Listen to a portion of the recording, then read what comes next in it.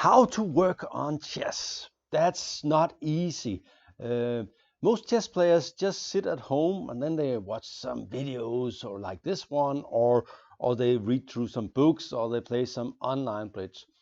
But one of the best ways to improve in chess is to work with someone and getting inspired and sort of cheering each other on is a good thing. And today I'm going to talk about one of my well, I think it's maybe the biggest inspiration in my chess career. It's the guy I have discussed chess with the most, and I'm going to talk a little bit about him also because we have seen him earlier in some videos, and it seems like he's always losing in those videos. So today we're going to show a game where he's winning. The player I'm talking about is Lars Schandorff, Danish Grandmaster, and the author of many well-acclaimed chess books. I think his new book on the Caro Kann will be a bestseller, and hoping to do some sort of review at some point on TN Talks. I have been playing with Lars and discussing chess with him for many years. Actually, the first time we really met, he can't remember that, but I can, because it meant a lot to me. It was in 1988, and I was playing in the candidates tournament in Denmark, trying to qualify for the highest league in the Danish championship, and he had just won it and was very happy. And so I talked a little bit with him. I don't think he will remember that. When we really met, first time was on the national team, and we have played many times together in both the Olympics and the European Championship, and that was the first time was in 1994. Anyway, I'm going to discuss a little bit about what's good about having a friend or a training partner or an inspiration in chess. It is that some things are very difficult to see by yourself, like what are your weaknesses, what are your strong points, and also with openings, it can be hard to get motivated to learn a lot of theory. But if you have a friend and you say, okay, we're going to look at this opening together, and we're going to prepare something in these lines, and then you do that, it will be much easier and better for your chess. So in general, I think it's good. Also, you learn from people's strong points, and also even from their weak points. You see that, okay, he's got this weakness, I'm not going to have that weakness. So here's kind of a little so the characteristics of Schandorff. He has a very good understanding of chess. He's seen the highest level and played on quite a high level.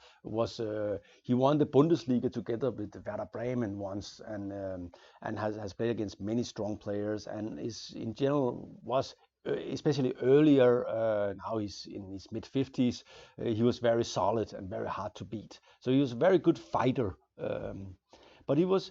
And one of the things that I saw that he could do that I could not do was to calculate very accurately in specific situation, where he was very good at sort of finding the right way, where my style was more like a radar. And I think he was also inspired by the way I was playing, and learned a little bit from that, and trying to get better at maneuvering in certain kind of positions. And also this, one of the things that I thought that was a big problem for him was the shift of gears, and he never quite solved that, even though I think he tried. That is, when something is heading for stale position, trying to mix it up and getting something, and it's like this is the logical way to go, and we will go this way. Anyway, I can definitely recommend that you find a training buddy or a friend in chess and discuss with them.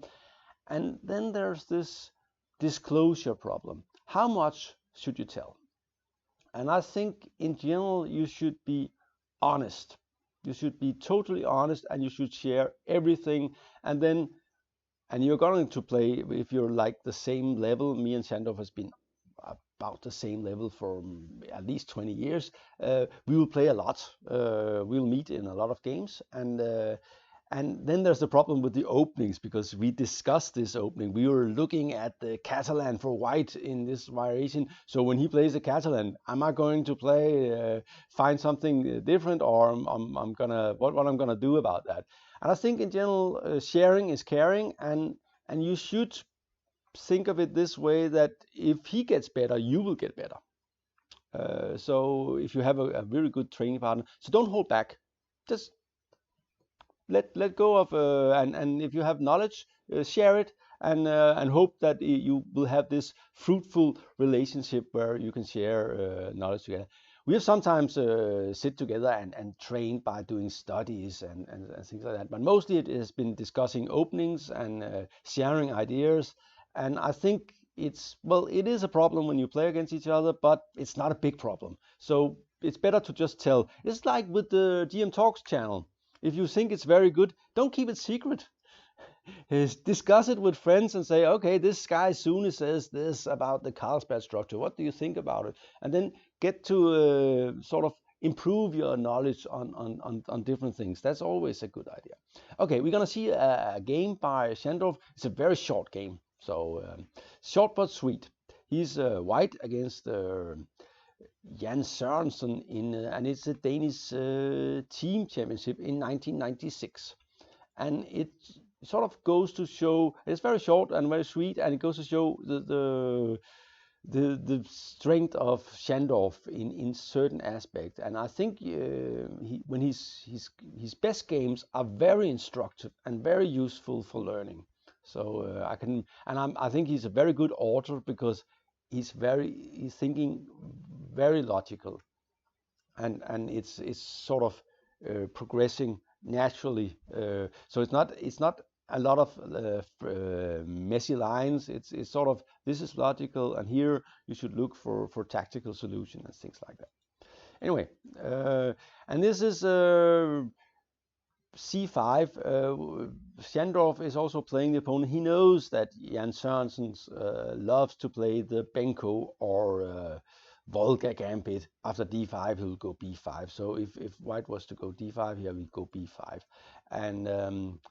and it's a good practical gambit. I think it's not as much fun as it used to be for the black player, but it's still it's a dangerous thing, and it makes sense to avoid it. Here, this English setup with g3 is stronger, because black has already played g6, so there will not be something fast e5 coming, which is generally the problem for white with an early d4 in the c4 c5 system. Okay, here, and we have an English opening, which is supposed to be slightly better for white.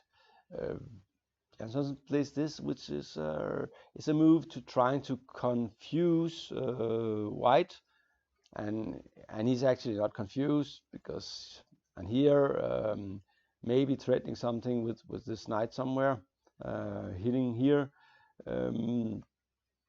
but he's but he's just covering the knight, making simple moves. Oops, I'm really messing it up here. Sorry. Here, the main thing is that white has more space. If we look at, you can see that up to this point is controlled by white. Up to this point here, we can make that red, it's controlled by black. And then there is the fifth rank that we are fighting about. So white has a slight but clear space advantage. Okay, castle, all normal, and the pin is a little bit annoying, and white doesn't want to castle yet. He's maybe afraid of something like this swing here, and of course the queen exchange makes black's position easier to play, because he has a sound structure, so he just has to get his pieces out, and he will probably be okay. So keeping the queens on is probably a good idea. Bishop d2, x-raying the queen. He took here, which I'm not sure I like, because but he has a specific point in after bishop d2. And one of the things you can make sure is that after this move, Schandorff did a lot of calculation, because there are all sorts of moves, like this move, like this move, like this move, all sorts of things attacking some of these squares, trying to win material. And Jan falls for one of them. He goes for the and you see here there's a double attack on the pawns. And here we really see the strength of Lars Schandorff, because you kind of cover both. Well, you can play knight here, but then comes a6, hitting that knight, and it has to go, and then you'll lose a pawn. So what to do here? How to get compensation, or can you even set a trap that will sort of do the trick? And Schandorff, I'm sure he has a very principled approach to chess. So he said, okay, black has played queen a5, and I responded by a developing move. Then he has played taking on d4, strengthening my center, and then he's attacking the pawns here. But I've done nothing but developing and so on. So it's not correct that I should lose a pawn here, for sure. That's one thing. The other thing is I should probably be able to get some sort of advantage. So he's not looking for just to be able to not lose a pawn or get some sort of compensation. He's looking to refute black's play. And he found a very, very strong move, c5, attacking the queen. So the queen will have to go. And I'm sure black didn't think too long, because before he said, okay, I'm taking this pawn down here, which is the poison pawn usually. So his sense of danger has let him down, or his need for being consistent, which is a basic human need we know from marketing, which is my main job, that you need to feel consistent, that you're not some sort of weird guy that changes opinion all the time. So black said, okay, I'm principled, I will take the pawn. But there's a problem. There's a big problem, actually. And so here we have it, and I'm sure Schandorff had calculated this far. And so what does he do now? White to move. And here general knowledge of chess is a big help, because a queen on b2 is often in danger of being trapped. So how do you trap it here?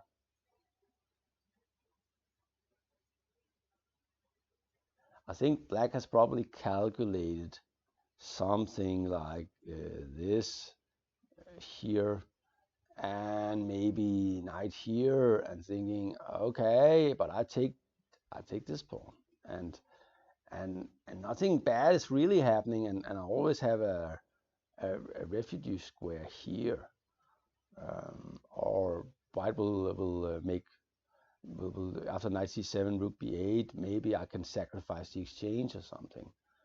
But there's a much bigger problem, and I'll give you 10 seconds to try and find the move Schandorff made that actually made black resign.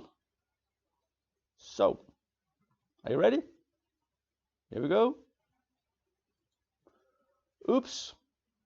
Okay, that exit disappeared. Oops. I'm just not sharp today. This exit disappeared, this exit disappeared, and the threat is rook a2, trapping the queen. Can he get out? Nope, cannot get out. There is no out here. Rook a2 is going to trap the queen. There's nothing you can do to prevent that. Of course, you can sacrifice a knight, but that's hopeless. So instead, Jan Sorensen resigned, and that was a quick game. Nice little win by Schandorff, probably his fastest win against an IM ever. And Jan Sorensen is a strong player, so he's not having a good day. It might have been a Sunday morning, where we sometimes play in the Danish league. But anyway, I can definitely recommend having chess buddies where you can discuss chess openings ideas, general concept, how to approach the games, things like that. Your game will definitely benefit from discussing chess with others.